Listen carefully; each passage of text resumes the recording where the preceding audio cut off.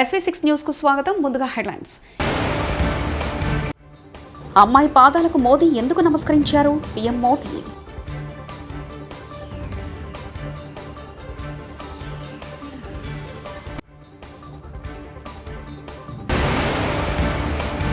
నన్నెందుకు ఆహ్వానించలేదు? సచివాలయం మెట్లపై బైఠాయించిన కేపాల్.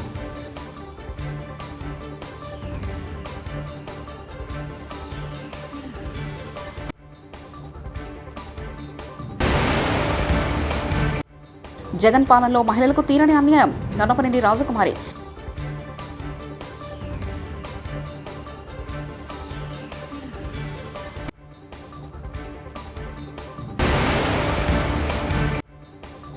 ఢిల్లీలో అమిత్ షాను కలిసిన చంద్రబాబు.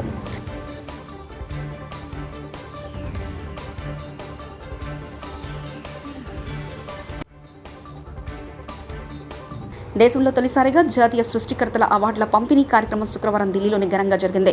భారత్ మండపంలో జరిగిన ఈ కార్యక్రమానికి ప్రధాని మోదీ ముఖ్య అతిథిగా హాజరయ్యారు. కార్యక్రమంలో అమ్మాయి మోదీ పాదాలను నమస్కరించిపోయింది. మోదీ తిరిగి ఆమె పాదాలను నమస్కరించారు. ఈ సంఘటన అక్కడున్న వారికి షాక్ గురి చేసింది. పలువురు క్రియేటర్లకు ప్రధాని అవార్డులను అందించారు. ఆయన నుంచి అవార్డును అందుకున్న క్రమంలో జాన్వీ సింగ్ అనే యువతి మోదీ పాదాలకు నమస్కరించబోయింది. భారతీయ సంస్కృతిలో పెద్దలకు కాళ్ళు మొక్కడం సహజమే అని జాన్వీ సింగ్ కూడా గౌరవ సూచకంగా ప్రధాని పాదాలను తాకింది. ये जो लोग क्रिएटर्स हैं ना, उसमें कुछ लोग वो भी हैं जो क्या खाना चाहिए वो भी कहते हैं.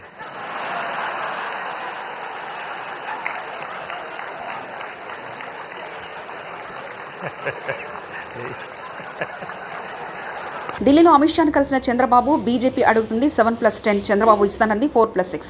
పొత్తులపై ఏ విషయం తెలియదు. ఈరోజు మళ్లీ చర్చలు పూర్తయ్యాకే. గురువారం అర్ధరాత్రి వరకు చంద్రబాబు, పవన్ కళ్యాణ్ అమిత్ షాతో చర్చలు జరిపారు. పొత్తులో భాగంగా మీకు 4 ఎంపీ, 6 ఎమ్మెల్యే సీట్లు ఇవ్వగలమని చంద్రబాబు అమిత్ షాతో చెప్పినట్లు తెలుస్తుంది. కానీ బీజేపీ పెద్దలు 7 ఎంపీ, 10 ఎమ్మెల్యే సీట్లు ఆఫర్ చేసినట్లు తెలిసింది. ఇంకా సీట్ల కేటాయింపులో స్పష్టత రాలేదు. ఈ రోజు కూడా ఢిల్లీలో ఇదే విషయంపై చర్చలు పూర్తయితే కానీ తుది నిర్ణయం రాదు. ఎన్డీఏలో టీడీపీ చేరడం దాదాపు ఖాయమన్నట్టే కనిపిస్తుంది. ఎలివేటెడ్ కారిడార్ కోసం శ్రమ ఏమో కేటీఆర్, ప్రచారం ఏమో రేవంత్ రెడ్డిది. బీఆర్ఎస్ నేత మన్నె కృష్ణ.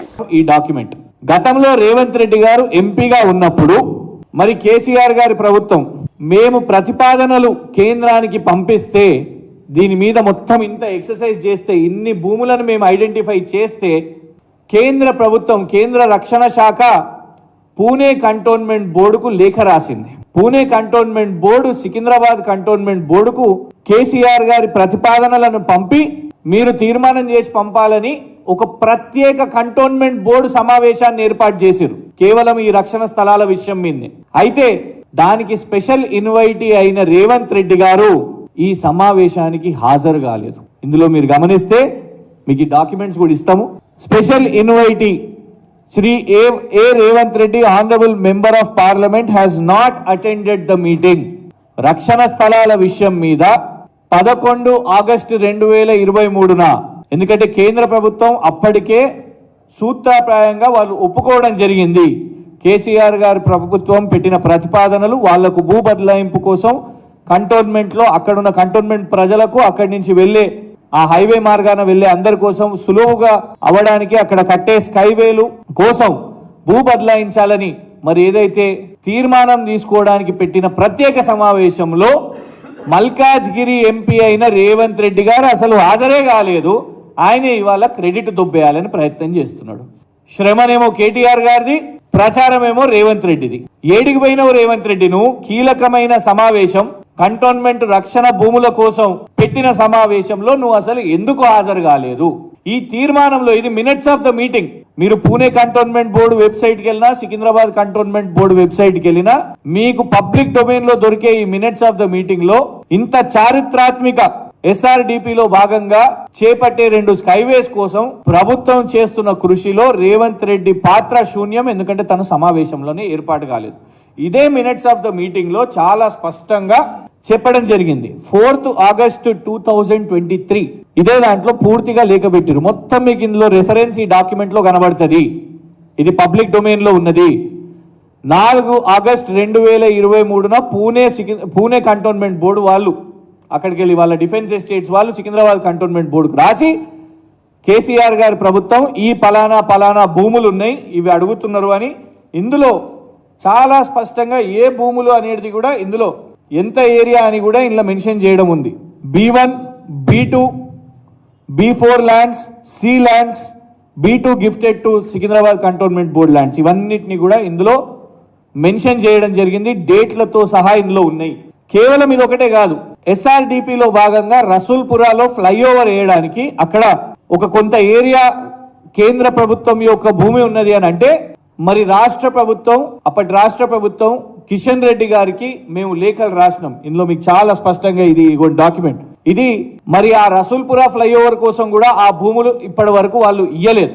ఇంత మేము కొట్లాడి ఇన్నిసార్లు రక్షణ శాఖ మంత్రులను, ఎందుకంటే రక్షణ శాఖ మంత్రులు ట్విట్టర్లో దొరకరు, వాళ్ళు ఢిల్లీలో ఉంటారు. ఇక్కడి నుంచి తెలంగాణ నుంచి కేటీఆర్ గారు పదే పదే రక్షణ శాఖ మంత్రుల దగ్గరికి పోయి ఇవాళ సాధించిన దాన్ని ఇవాళ రేవంత్ రెడ్డి ప్రచారం చేస్తున్నాడు. ప్రచారం చేయడమే కాదు, ఎన్నికల మార్గదర్శకాలపై రాజకీయ పార్టీలతో నిర్వహించిన సమావేశానికి తనను ఆహ్వానించకపోవడంపై సచివాలయం వద్ద ప్రజాశాంతి పార్టీ అధ్యక్షుడు కేఏ పాల్ నిరసనకు దిగారు. తొలుత సచివాలయం ప్రధాన గేటు వద్ద ఆయనను భద్రతా సిబ్బంది అడ్డుకున్నారు. వాగ్వాదానికి దిగడంతో అనుమతించారు. అయితే CEO Mukesh Kumar Meena video conference లో ఉన్నారని, ఇప్పుడు కలవరేనని సిబ్బంది పాల్కు తెలిపారు. దీంతో ఆయన 5వ బ్లాక్ మెట్ల వద్ద కూర్చొని నిరసన వ్యక్తం చేశారు. రాజకీయ పార్టీలతో నిర్వహించిన సమావేశానికి తనను ఎందుకు ఆహ్వానించలేదని ప్రశ్నించారు. వాళ్ళు మాకు ఇన్విటేషన్ ఎందుకు పంపలేదు? ఆంధ్రప్రదేశ్ ఎలక్షన్ లో మేము పోటీ చేస్తున్నాం. నేను విశాఖపట్నం ఎంపీగా 1 ఇయర్ నుంచి అనౌన్స్ చేశాను. నాకు ఇన్విటేషన్ ఎందుకు పంపలేదు అని అడిగేసి శాంతియుతంగా అడుగుతామంటే మీరు వెయిట్ చేయమన్నారు లోపల. నేను వెయిట్ చేస్తుంటే ఇప్పుడు బయట ఉండమంటారు, ఇప్పుడేమో రిసెప్షన్కి వెళ్ళమంటారు, ఒకరేమో ఫోన్ చేసి అడగమంటారు. What is this?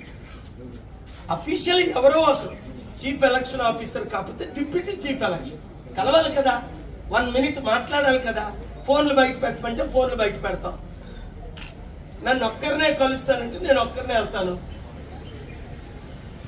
ఇక్కడ ఉండొద్దు అంటే మీరు నన్ను అరెస్ట్ చెయ్యాలి.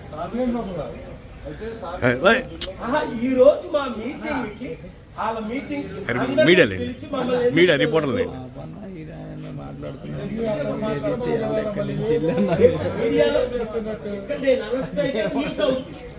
అది న్యూస్ అయితే అర్థం అవుతుంది. 40 రోజులు ఈవీఎంలని ఎవరు కాపాడతారు? అది నా ఆర్గ్యుమెంట్. అందులో ఏప్రిల్లో ఇంత ఎండలు, పరీక్షలు ఇంకా అవుతూనే ఉన్నాయి. అన్ని రాష్ట్రాల్లో అయినట్టు మే లాస్ట్ వీక్లో అవ్వాలని జనవరి 9ని మీడియాతో మాట్లాడా. ఇంకెవరైనా మాట్లాడారా? ఎవరైనా ఆర్గ్యూ చేశారా? అందుకని ఎలక్షన్ కమిషన్ నాకు పర్మిషన్ లేదట ప్రజాశాంతి పార్టీ ప్రెసిడెంట్కి, గ్లోబల్ పీస్ ప్రెసిడెంట్కి సీక్రెట్గా ఏయో నడుపుకుంటున్నారు. ఆ రోజు నడుపుకున్నారు జనవరి 9ని, ఇప్పుడు నడుపుకుంటున్నారు. మీరు ఎంత కాలమో అవినీతిని కంటిన్యూ చేయలేరు. ఆనరబుల్ కోర్ట్స్ ఆర్ దేర్, ముఖ్యంగా పబ్లిక్. తెలంగాణలో మాకు అవినీతి జరిగిందని ఓట్లేయకండి లేదా నోటాకు ఓటేయండి అన్నాను. హైదరాబాద్ సిటీలో 50% ఓట్లే వేయలేదు. ఈసారి పూర్తిగా ఎలక్షన్స్ బాయ్కట్ చేస్తాం. ప్రజాశాంతి పార్టీకి కానీ అవినీతి జరిగితే మనం ఒక బీసీ 55% ఉన్నాం, కాపులు 27% ఉన్నాం, ఎస్సీ ఎస్టీ ముస్లిమ్స్ 90% మనం ఉన్నాం. మనం ఆట పార్టీలు ఎందుకు బీసీ కాపు 60-70% ఉన్నాడు, ముఖ్యమంత్రి కాలేదు. 12 మంది రెడ్లు అయ్యారే. రేవంత్ రెడ్డి నా తమ్ముడు, నేను ఆశీర్వదించాను, మీకు తెలుసు. నేను రెడ్లకు వ్యతిరేకను కాను.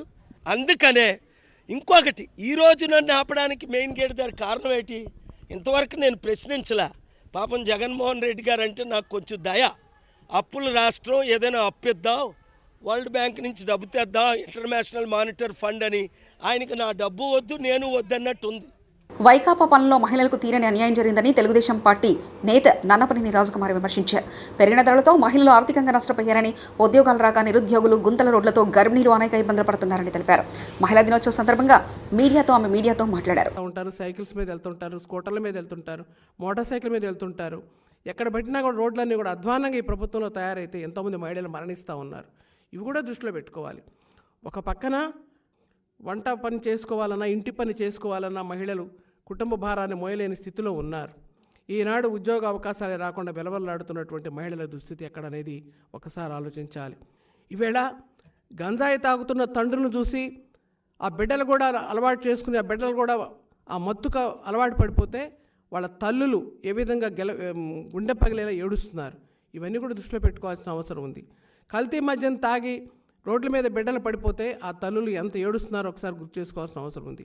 ఈ రోడ్ల మీద గుంతలతోటి యాక్సిడెంట్లై బిడ్డలు మరణిస్తే ఎందుకు గుంటూరు నుంచి తెనాలి కానీ బెజవాడ నుంచి తెనాలి కానీ నేను బయలుదేరుతుంటే వచ్చేటప్పుడు వెళ్ళేటప్పుడు నడువులు కదిలిపోతున్నాయి. గర్భిణీ స్త్రీలు హాస్పిటల్కి వెళ్ళకుండానే కాన్పులు అయిపోతూ ఉన్నాయి. ఈ సందర్భాన్ని కూడా గుర్తు చేసుకోవాలి కదా. మనం ఏ విధంగా ఇబ్బందులు పడుతున్నారో కూడా గుర్తు చేసుకోవాలి కదా. ఉల్లిపాయల దగ్గర నుంచి పప్పు దినుసుల దగ్గర నుంచి నిత్యావసర వస్తువుల వరకు విపరీతంగా పెరిగిపోయి ఇబ్బందులు పడుతున్నారు. మరి ఇటువంటప్పుడు ఈ రేట్లను తగ్గించాల్సిన బాధ్యత ఖచ్చితంగా ఉంది. ఎవరు చేయాలది? రేపు చంద్రబాబు గారు వచ్చాకే జరుగుతుందని నేను భావిస్తున్నాను.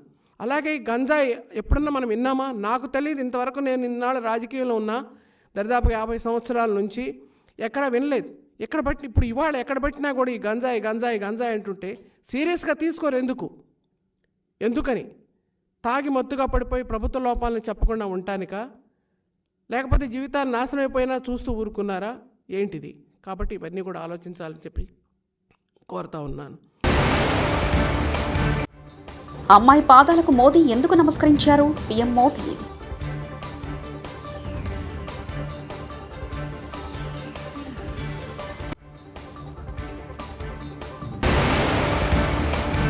నన్నెందుకు ఆహ్వానించలేదు? సచివాలయం మెట్లపై బైఠాయించిన కేపాల్.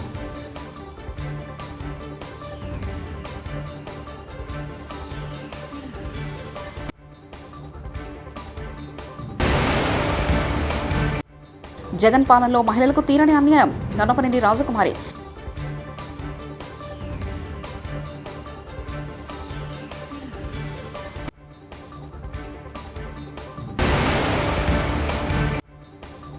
ఢిల్లీలో అమిత్ షాను కలిసిన చంద్రబాబు.